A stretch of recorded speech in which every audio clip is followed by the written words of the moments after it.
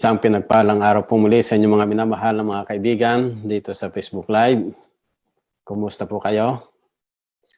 Purihin ang ating Panginoon sa oras na ito na tayo ay nagkaroon muli ng pagkakataon na mag-aral ng salita ng Panginoon. Welcome po ang bawat isa atin dito sa ating sinusubaybayang programa, The Message of Hope. At ang aking mitiin ay upang lahat ng tao na nandito sa Facebook Live at sa YouTube ay mapaabutan ng mensahe ng pag-asa mula sa ating Panginoon, mula sa Kanyang mga salita. Mula dito sa aming sambahayan at dito sa aming lugar ay aming pinapaabot sa bawat isa ang malugod na isang pagbati ng pinagpalang araw po sa inyong lahat. At ako'y umaasa na ang pagpapala ng ating Panginoon at pag-iingat ang siyang patuloy na ating nararanasan sa bawat sandali ng ating buhay. Isang kagalakan muli sa inyong lingkod ang sa oras na ito ay makapagbahagi ng salita ng ating Panginoon. Subalit bago po tayo magpatuloy sa ating pag-aaral, tayo muna po ay sumadaling imuko sa ating panalangin. Tayo po ay manalangin. Kagalang-galang po naming Diyos, sa mambanal namin makapangyarihan sa lahat. Maraming salamat po na sa pagkakataong ito ay inyo kami muling binigyan ng pagkakataon na mag-aral ng inyong salita. Aming inhiling na way buksan ninyo ang aming puso't kaisipan sa pag-unawa nito. Patuloy na maunawaan namin kung ano ang inyong ninanais na ipaalam sa bawat sa amin, lalo't higit ang inyong mensahe ng pag-asa.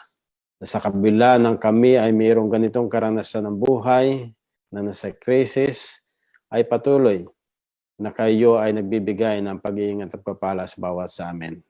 Aming inihiling, patuloy na kayo ang siyang sumubaybay sa aming pag-aaral ngayong gabi sa pangalan ng aming Panginoong Hesus.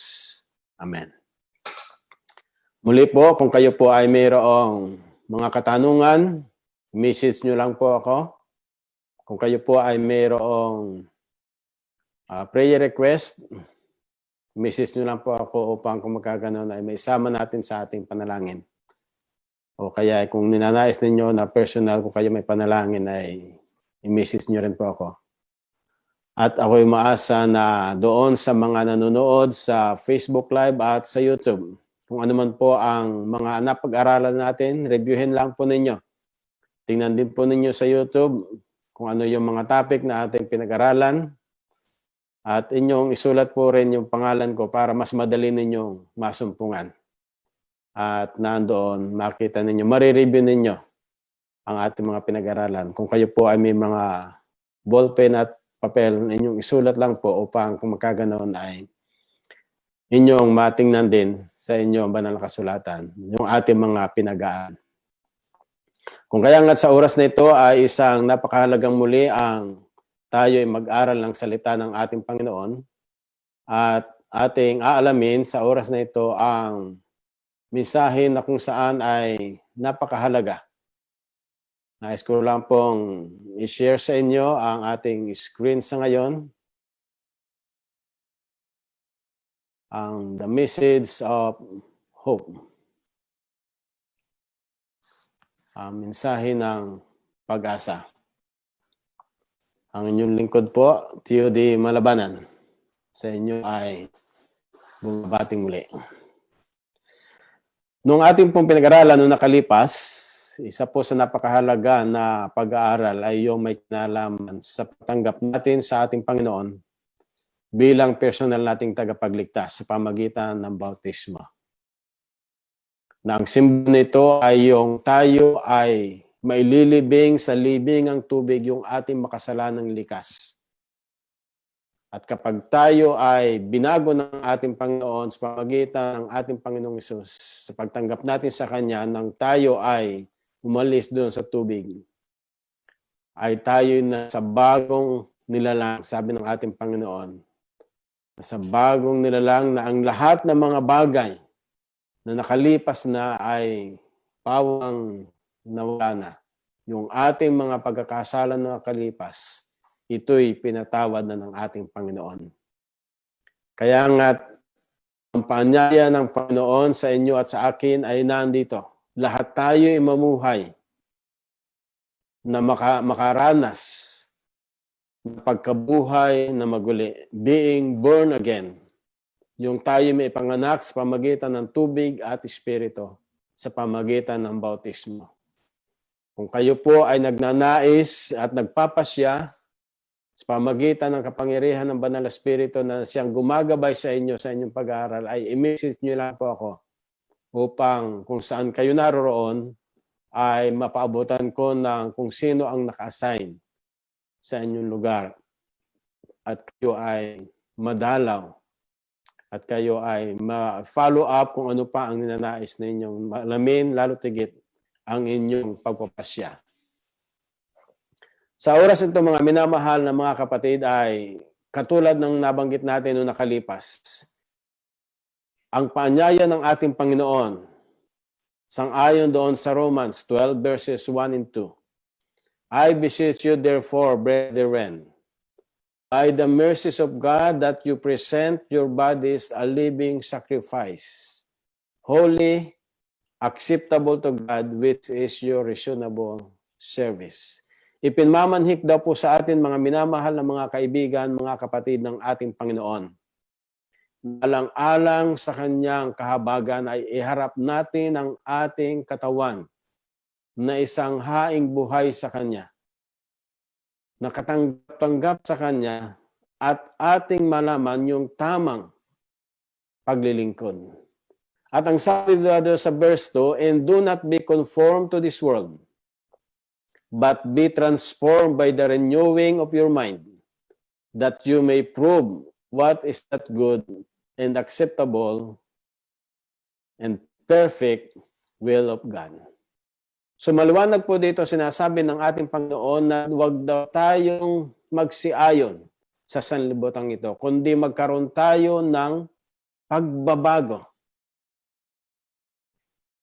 Pagbabago ng ating kaisipan upang maunawaan natin kung alin ang mabuti at katanggap-tanggap at kaaya-aya na kalooban ng ating Panginoong Diyos.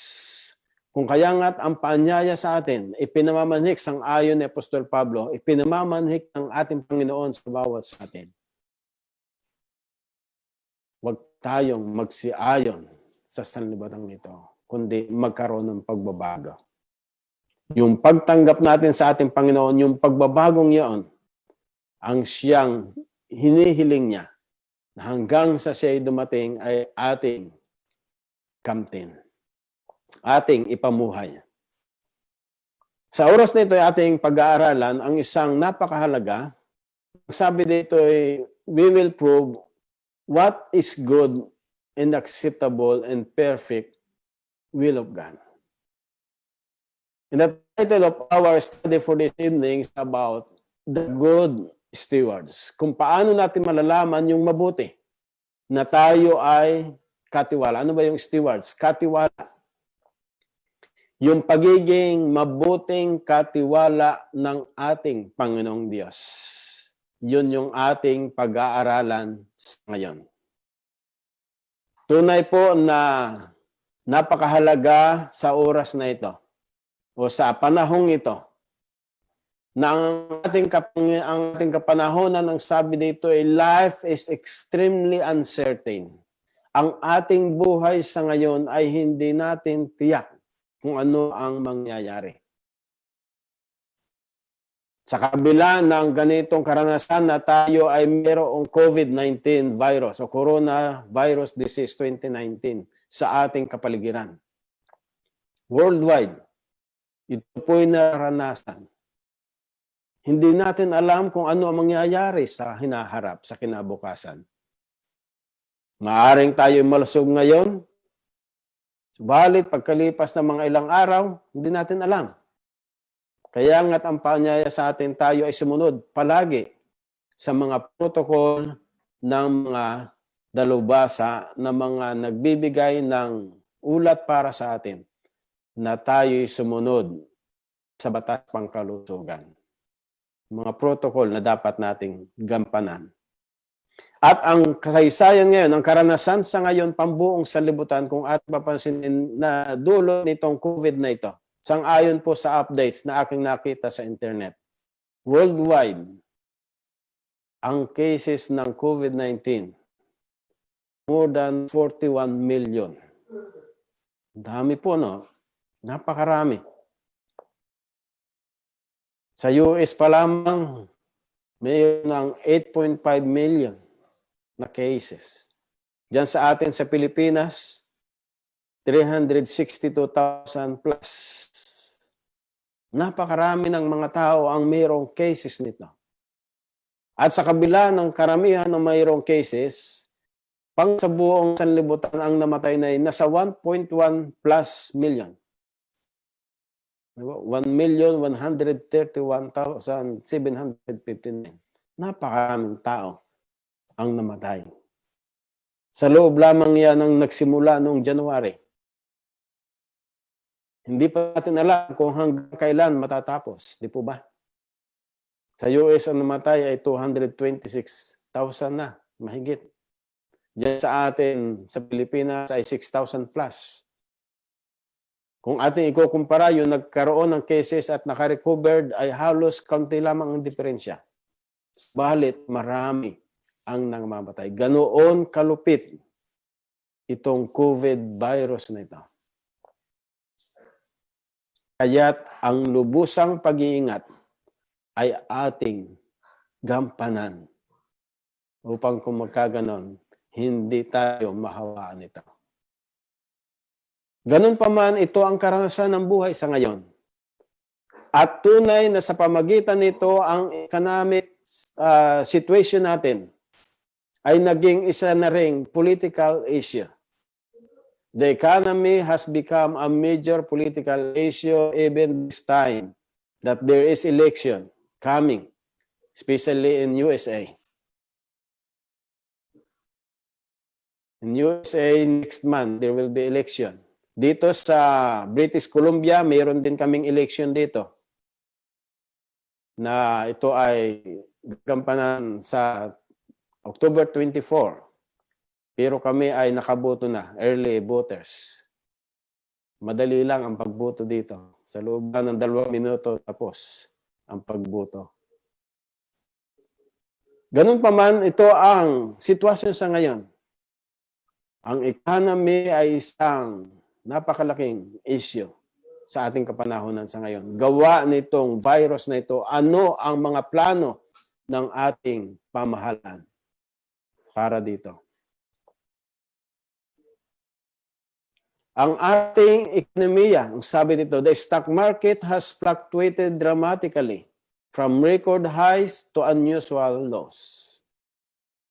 Mga stock market ay talagang bumababa. Minsan naman tumataas pero napakatindi ng kanilang pagbaba. Lalo tigit, resulta nitong COVID na ito na maraming mga kumpanya ang nagsara. They closed their company. Kasi wala. Lockdown. So maraming mga tao ang hindi malaman kung anong gagawin. Maraming mga tao ang walang mga trabaho. At bunga nito ay lumalakas din naman, tumataas. Sabi dito, personal debt is at an all-time high. Tumataas yung mga utang, pagkakautang. Maraming mga tao sa ngayon na hindi na makabayad ng utang kasi wala ngang trabaho. Ang economy ay bumababa, bumabagsak. Subalit, ano ang plano ng ating Panginoon? Saan na andun ang Diyos kung ating papansinin? Maraming mga taong nagtatanong, nasaan ang Diyos sa panahon sa ngayon? Bakit hindi niya dinidinig yung ating mga panalangin?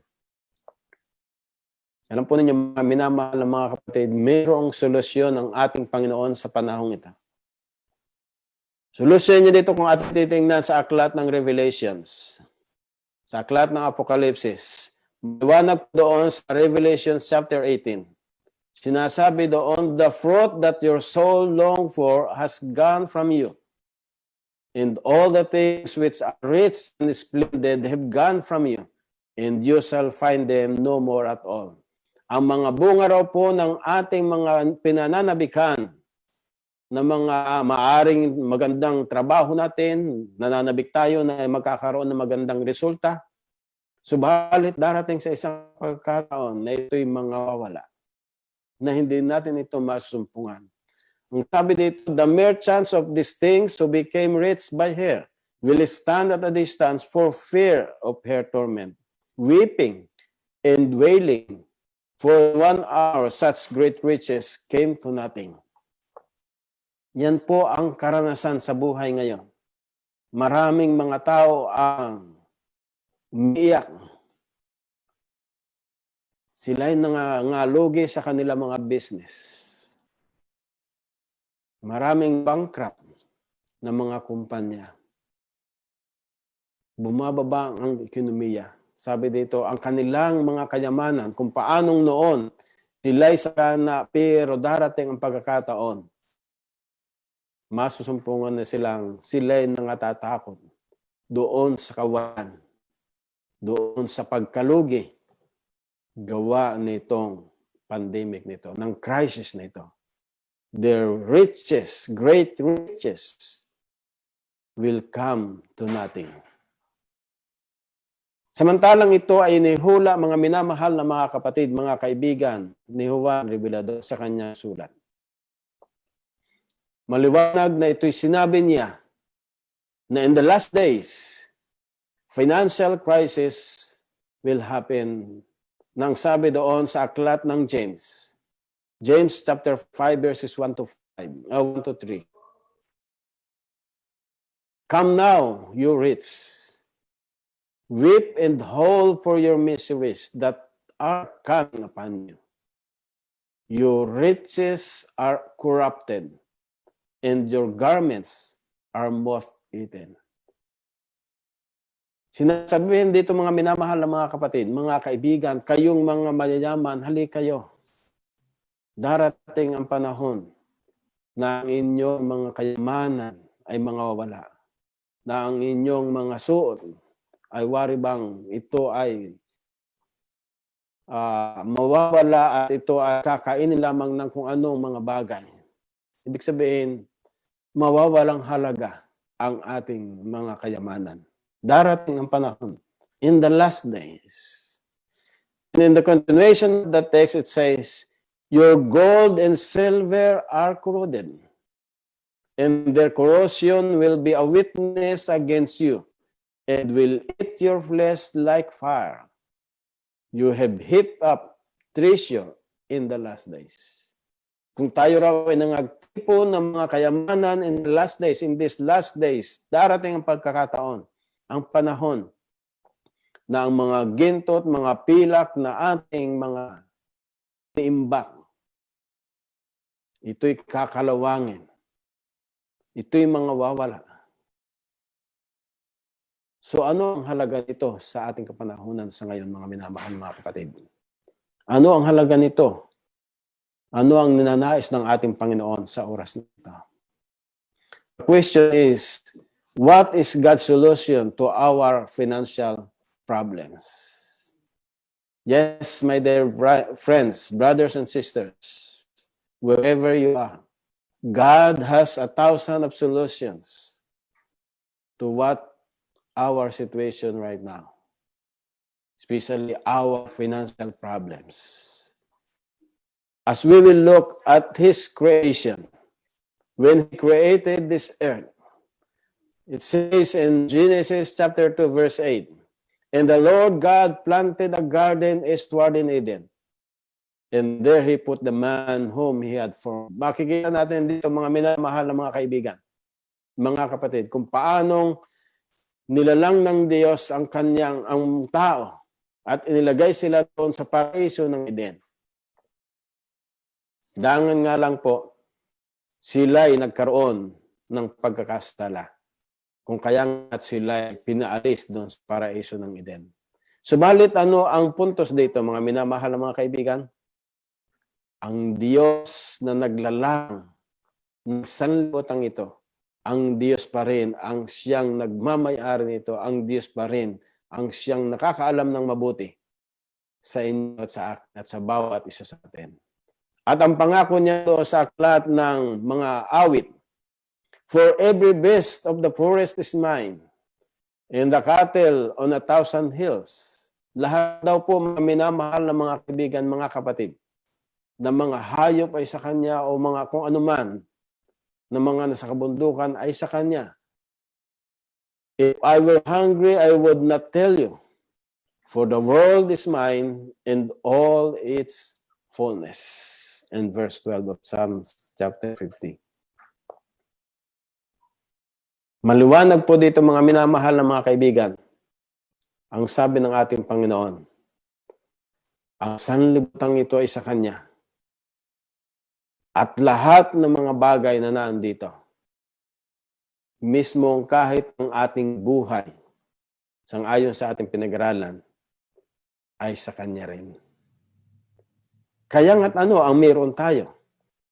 Dito makita natin yung being an steward.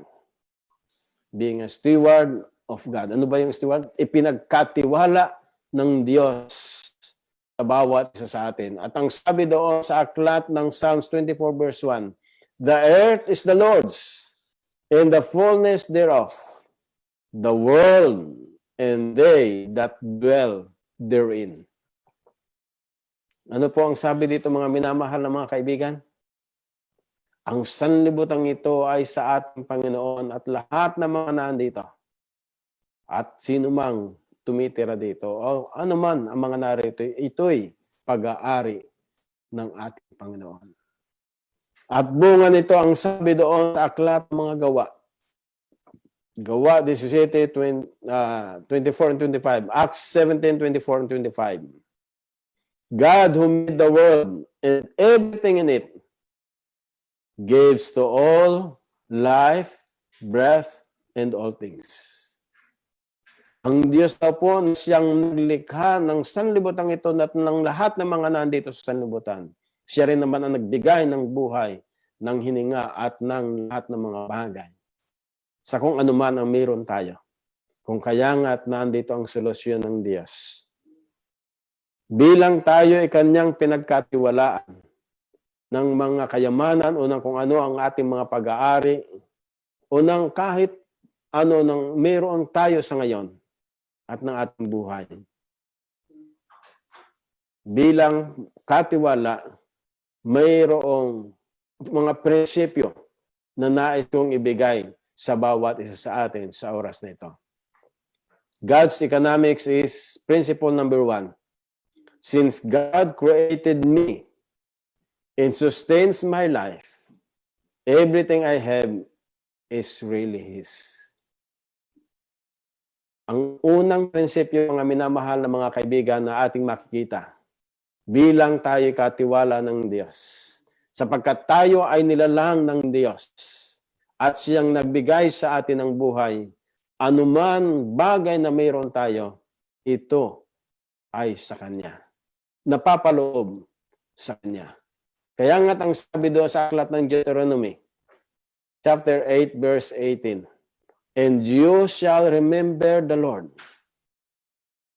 for it is He who gives the power to get wealth." Ano raw po mga minamahal na mga kaibigan, mga kapatid? Ating maalala ang ating Panginoong Diyos sapagkat Siya ang nagbibigay ng kapangyarihan at ng tayo magkaroon ng kayamanan. Yung atin siyang maalala, mga minamahal na mga kaibigan. Yun yung unang prinsipyo. Yung atin siyang kilalanin na siyang may-ari ng ating buhay. Kung kaya nga ang sabi ng ating Panginoon sa aklat ng Hagay, "The silver is mine, and the gold is mine, saith the Lord of hosts." Ang mang mayroong tayo,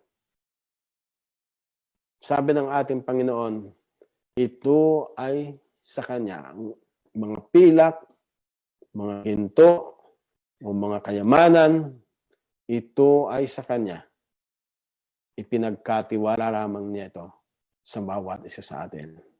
Isang pagsasalawan katulad ng karanasan ni Abram samantalang sila ay nakipagdigma, nakipaglaban doon kay Cheldomer, na kung saan samantalang siya ay nakipaglaban doon sa aklat ng Sodom, sa lugar ng Sodom and Gomorrah. Kasama ni Chedorlaomer yung 4 na mga hari doon sa kanilang sa vicinity ng Sodom at Gomorrah. Nakipaglaban itong si Abraham. At sa panahon na yon na sila ay nagtagumpay, kinuha nila yung mga pag-aari nila. At bilang pagkilala sa kabutihan ng Diyos na sila ay nagtagumpay sa kanilang pakikipaglaban,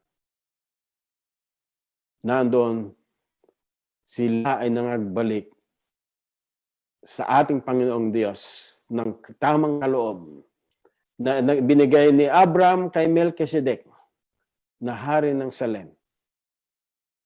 And Melchizedek said, "Blessed be Abraham of God the Most High, possessor of heaven and earth. And blessed be God Most High, who has delivered your enemies into your hand, and He gave him a tithe of all." Bilang kabutihan na ibinigay ng Diyos kay Abraham at kasama ng kanyang mga sundalo sa panahon nila, kasama si Lot na kanyang pamangkin. At sila'y nagkaloob ng 10 bahagi doon kay Melchizedek. Kung kaya nga't ang sabi doon, si Abraham ay binasbasa ng Diyos at siya ay pinagpala. Sapagkat kinilala niya ang kapangyarihan ng Diyos na nagkaloob sa kanya.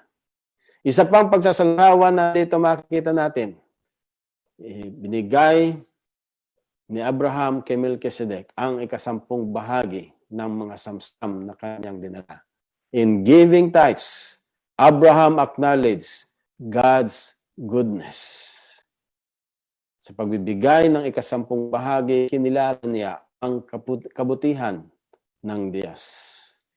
Isa pang pagkilala, mga minamahal na mga kapatid, sa aklat ng Genesis 28:22, ito na may karanasan ni Jacob, kung paanong si Jacob ay siya namang nagbigay ng papapasya, nagtalaga siya sa kanyang sarili at sa kanyang sambahayan, and of all that you gave me, he said, I will surely give a tenth to you. Ito yung pangako ng Diyos, ang pangako ni Jacob sa Diyos, na lahat ng mga bagay na kanyang matatanggap mula sa ating Panginoong Diyos ay ibabalik niya ang 10 bahagi nito sa kanya. Kaya nga't ang sabi sa aklat ng Leviticus 27 verse 30, "And all the tithe of the land, whether of the seed of the land or of the fruit of the tree, is the Lord's. It is holy to the Lord." Maliwanag po, mga minamahal, mga kaibigan. Lahat ba po ng mga 10 bahagi sa ating mga lupain o sa anumang mga ating mga inani, ito ay sabi dito, ito'y sa ating Panginoon at ito'y banal. It is holy to the Lord. Kung kaya at kinakailangan, yung unang prinsipyo, makilala natin siya ang Diyos na nagbibigay sa atin ng pagpapala at ibinabalik natin sa Kanya yung 10 bahagi. Pangalawang prinsipyo na ating makikita dito, mga minamahal na mga kaibigan, tithing acknowledges our deep belief that God is both the creator and sustainer of life.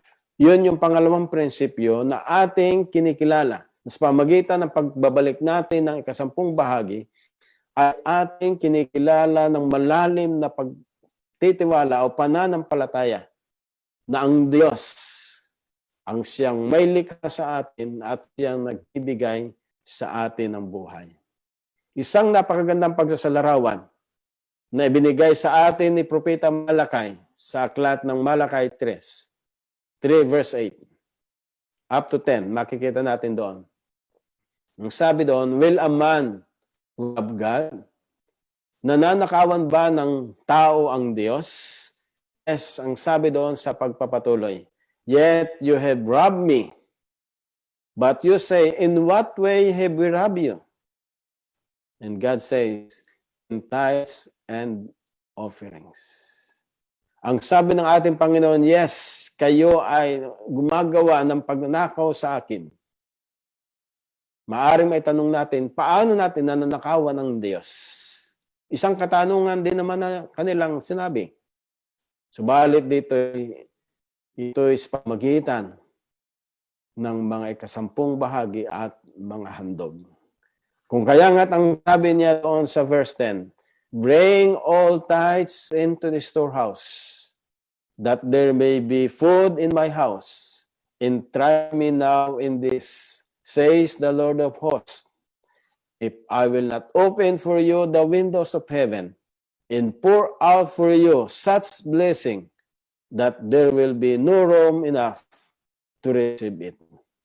Maliwanag dito mga minamahal na mga kaibigan ang sabi ng ating Panginoon para hindi natin siya pagnakawan. Na alam natin yung pagnanakaw ay isa sa kanyang kautusan. Nang sabi ng ating Panginoon ay huwag kang magnanakaw, ay ito'y sinabi ng ating Panginoon na kapag nanakaw pala tayo sa ating Panginoon Diyos, kapag hindi natin ibinabalik yung ikasampung bahagi at mga handog sa Kanya. Angat ang kanyang paalala sa atin ay ating daw dalahin sa Kanya, sa Kanyang storehouse, sa Kanyang kabangyaman, ang ating mga ikasampung bahagi at mga handog upang magkaroon ng pagkain sa aking mga bahay, ang sabi dito. At subukan ninyo ako sa mga bagay nito, sabi ng ating Panginoon. Subukin daw natin siya, mga minamahal na mga kapatid. Sabi dito ay kanyang ibubuksan ang mga dungawan sa langit at ibubuhos sa atin ang mga pagpapala na walang sapat na silid na ating ilalagay. Mga minamahal na mga kaibigan, mga kapatid, ito ang pangako ng Diyos sa inyo at sa akin. Kung tayo lamang ay magiging tapat sa Kanya sa pagbabalik ng para sa Kanya. Kaya hindi naman ito talaga atin. Ito'y ipinagkatiwala ng Diyos sa atin, ibinabalik lang natin sa Kanya yung para sa Kanya. At ang sabi ng ating Panginoon, katulad ng ating binasa sa kanila, and all the tithe of the land, it is holy to the Lord. Lahat daw po, ito'y banal sa Kanya. Kung kaya nga't kinakailangan na ating ibalik kung ano yung sa Kanya. Ang sabi pa ng sulat ni Haring Solomon sa Aklat ng Mga Kawikaan, honor the Lord with your possessions and with the first fruits of all your increase.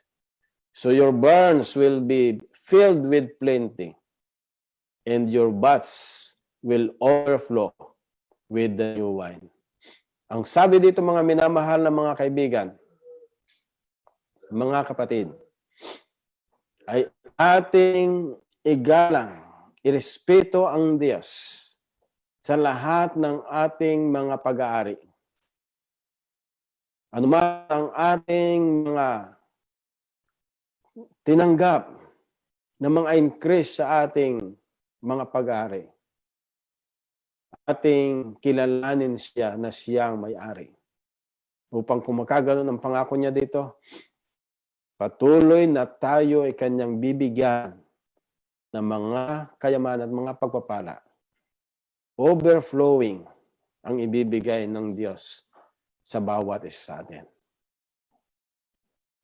Pangatlong prinsipyo na nais kong iwan sa bawat sa atin.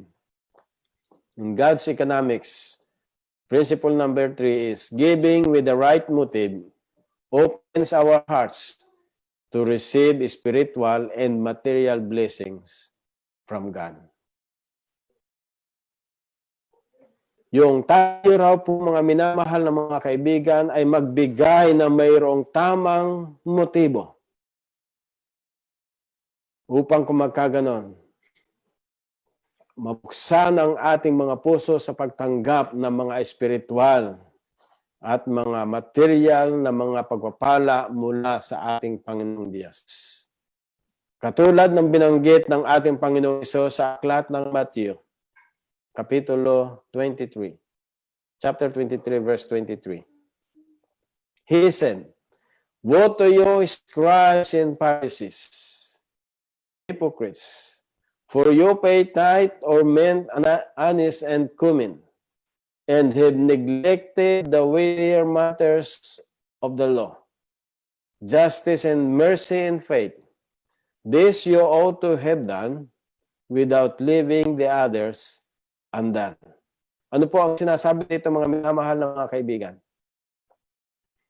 Sa aba nitong mga eskriba at mga parisiyo, ang sabi dito, bagaman sila ay nagbibigay ng mga kapo at mga handog, subalit kanila namang hindi ginaganap yung kung alin yung mga bagay kung saan yung naayon sa kautusan. Yung pagbibigay ng kahabagan at ng, sabi dito, justice and mercy and faith. Hindi nila ito binibigyan ng halaga. Uungat sila nagkakaloob nito. Ang sabi dito, uungat kayo ay nabibigay ito. Subalit kinakailangang huwag ninyong iwan o huwag ninyong iwasan yung iba, which is the justice and mercy and faith na napakahalaga. Kung kaya nga, ang sabi ng ating Panginoong Hesus, dito itinuturo niya na kinakailangan pa rin tayong magbalik kahit sa kanyang kapanahonan tinuro niya na magbalik ng mga ikapo at mahandog. At sa unang Korinto, o ikalawang Korinto, chapter 9, verse 7, "So let each one give as he purposes in his heart, not grudgingly or of necessity, for God loves a cheerful giver." Ninanais ng Diyos na tayo ay magbalik sa Kanya with a purpose in our heart, not grudgingly or of necessity, for God loves a cheerful giver. Kinakasihan daw po tayo ng Diyos, mga minamahal mga kapatid. Minamahal tayo ng Diyos kung tayo ay nagbibigay sa Kanya ng masaya. We purpose it in our heart. Ito po yung mga tatlong prinsipyo na nais kong iwan. Sa susunod na ating pag-aaral, yung 4 na prinsipyo na napakahalaga sa pagbabalik natin ng kabutihan ng Diyos sa bawat sa atin bilang tayo ay Kanyang mga katiwala. Mga minamahal na mga kaibigan, mga kapatid, nandito po ang mga prinsipyong ito na magpapatibay na para tayo ay magkaroon ng solusyon sa mga krisis na ito. Ibalik natin ang naayon sa Diyos. Ibalik natin kung ano yung para sa Kanya. Hindi yung tayo ay sabi dito, not grudgingly or of necessity, but God loves a cheerful giver. God knows our hearts. God knows our motives. God knows our minds. Let's just give all to Him. Our life and also our time. Sabi doon, mga minamahal na mga kapatid, a cheerful giver, God loves them all. Kung tayo ay nasa mga prinsipyong ito, mga minamahal na mga kaibigan, ang Diyos ay matutuwa at magagalak sa bawat sa atin. Kung kaya akin muli kayong inaanyahan sa susunod na Miyerkules sa ating pag-aaral, ating ipagpapatuloy yung ikalawang bahagi ng tayo ay mabuting katiwala ng ating Panginoong Diyos. At sa lahat ng mga bagay na ito, ay nalaman natin ng Diyos ay nagbibigay ng pagpapala sa inyo at sa akin. At sa oras na ito, mga minamahal na mga kaibigan, ating nakita ang kabutihan ng ating Panginoong Diyos. Na mangyari nawa na itong ating pinag-aralan na ito ay nakatulong sa inyo at sa akin. Nagkaroon tayo ng kaalaman na kung saan, bagaman tayo ay sa panahon ng kahirapan sa ngayon. Opo, karanasan namin dito, karanasan din ninyo dyan sa Pilipinas o saan man lugar. Subalit, ang Panginoon ay magiging mabait sa atin.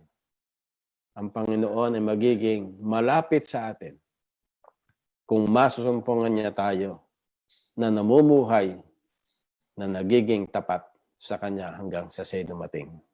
Bago po tayo magtapos sa ating pag-aaral ngayon, ay nais kong ating pakinggan ang isang mensahe ng awit na kung saan ay ibibigay sa atin ng ito ay naanyahan ni Yan. Binigay sa akin ang link sa YouTube. At pakinggan natin ito sapagkat mayroong mensahe. Ang sabi ito inawit ng Visionary Singers. Dinggin mo, Panginoon. Pakinggan natin ang kanyang mensahe ng awit at patuloy nawa na managana sa bawat isa ang biyaya ng ating Panginoon at tayo patuloy ng tapat sa Kanya. Dinggin mo ang dalangin ko, o aking Panginoon. Dinggin mo ang awitin ko sa lahat ng panahon. Sa aking pagdurusa, ilingapin mo ako, Panginoon, pagkat ako'y sa'yo.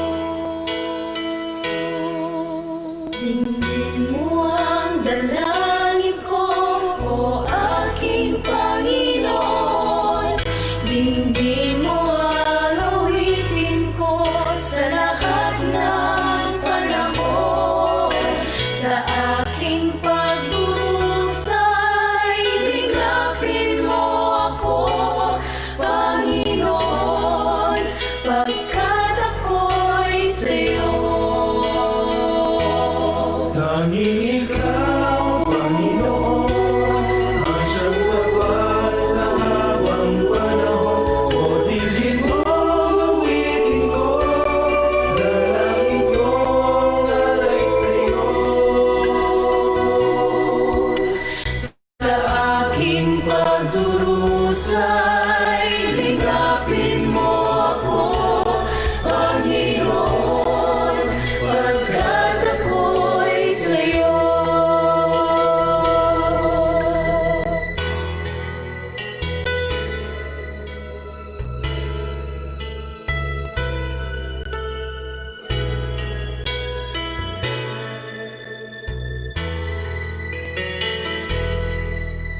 Ikaw ang pupurihin, o aking Panginoon. Sa'yo ay aawitin sa habang panahon. Dakila ka, O Yahweh, noon, bukas, ngayon. Purihin ka, O aking Panginoon. Tanging ikaw, Panginoon, ang siyang tapat sa habang panahon. O dinggin mo ang awitin ko, dalangin ko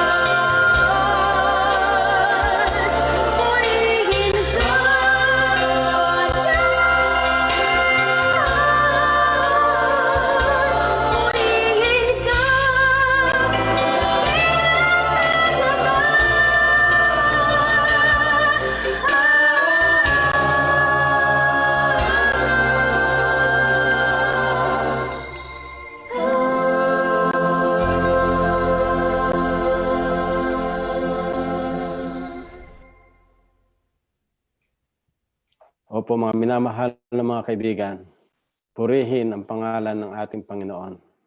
Dinggin ang ating mga panalangin.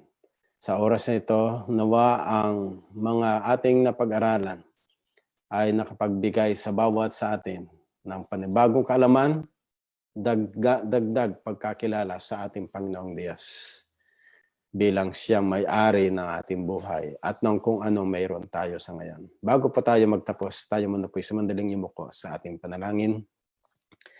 Kagalang-galang po naming Diyos, sa mabanal namin makapangyarihan sa lahat. Kinikilala namin, Panginoon, na kayo ang may-ari ng sanlibutan ito. Kayo ang may-ari ng aming buhay. Kayo ang may-ari ng kung anumang mayroong kayong ipinagkatiwala sa amin.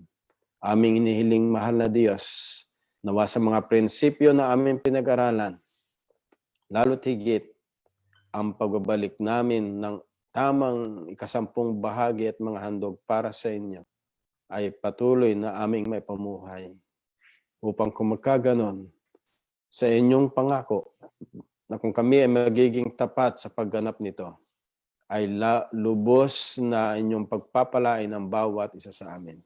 Aking dalangin, mahal na Diyos, inyong tulungan ang aking mga kaibigan dito sa Facebook Live at sa YouTube, na naway ang mga salitang ito ang siyang magbigay inspirasyon sa kanila upang kung makaganon, ang marami pang pagpapala ang siyang ipagkakalob sa kanila upang matustusan ang kanilang mga pangangailangan. Subalit ang lahat ay naayon sa inyong kalooban. Aking dalangin ang aking mga kaibigan na mayroong mga karamdaman, mayroong mga sakit, naway inyo silang alalayan, Panginoon. Inyo silang tulungan. Inyo silang patuloy na patnubayan at managana ang inyong kapangyarihan. Aming dalangin ang mga kaibigan namin, mga kapananampalataya na sa kanilang kalungkutan, sa pagpanaw ng kanilang mahal sa buhay. Nawa, Panginoon, patuloy na ang inyong kaaliwan ang ipagkaloob sa bawat isa sa kanila. Aking dalangin din, Panginoon, ang aking mga kaibigan, mga kapatiran, mga kamag-anakan na nakakaranas ng krisis na ito. Naway patuloy niyo silang biyayaan at pagpalain sangayon sa inyong kalooban. Higit sa lahat, Panginoon, pagkagutom at pagkauhaw sa inyong salita, na ang mga salitang aming pinag-aralan ay magpabusog sa kanilang pang-espiritual upang makilala nila kayo tanggapin bilang personal nilang tagapagligtas. Patawarin kami kung saan kami nagkulang at nagkasala, managana ang inyong biyaya sa bawat isa. Ito pong aking dalangin sa matamis na pangalan ng Panginoong Hesus. Amen. Maraming salamat pong muli sa inyong pagsubaybay. Sa susunod po natin muling pag-aaral, nawa ang biyaya ng ating Panginoon ang managana sa bawat isa. God bless you all and thank you very much for watching and also for sharing this truth of message of hope to your friends. God bless you all and thank you very much. See you again next week in our study.